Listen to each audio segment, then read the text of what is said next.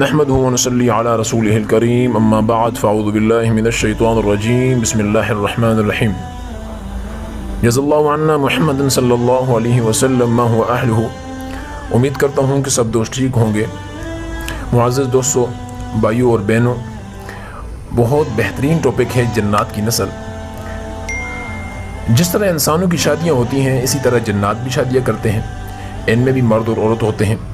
اس کا ثبوت سیدنا انس رضی اللہ عنہ کی اس روایت سے ملتا ہے جس میں انہوں نے حدیث نقل فرمائی کہ اللہ کے رسول صلی اللہ علیہ وسلم بیت الخلاء میں داخل ہونے سے قبل یہ دعا پڑھتے ہیں: اللہم انی اعوذ بک من الخبث والخبائث۔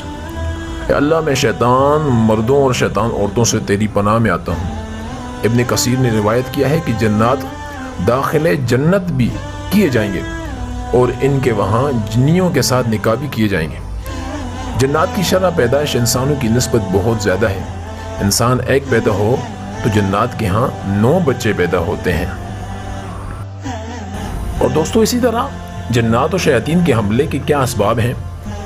تو اسباب یہ ہیں کہ کمزور ایمان، دین سے دور، بے نماز گرانہ، موسیقی اور رقص میں مشغول لوگ، ناپاک طہارت کا خیال نہ رکھنے والے، پیشاب وغیرہ کے بعد استنجا نہ کرنے والے، ناپاک لباس والے، غسل جنابت میں تاخیر کرنے والے، حیض و نفاس سے فراغت کے بعد غسل میں تاخیر کرنے والی خواتین، درختوں کے سائے میں پیشاب کرنے والے، بیت الخلاء میں جا کر باتیں کرنے والے، گالی گلوچ کرنے والے، جس گھر میں کتا ہو، نازیبہ تصاویر والا گھر، حیض و نفاس میں استعمال ہونے والے کپڑوں کو گھر میں ہی رکھنا اور ان کپڑوں کو بار بار استعمال کرنا، استنجا کا خیال نہ کرنا، پیشاب کی چھینٹیں وغیرہ وغیرہ۔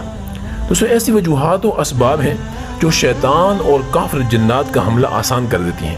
دوستو، اگر ان تمام وجوہات و اسباب کا رد کر دیا جائے تو اس مصیبت سے جان چھڑائی جا سکتی ہے۔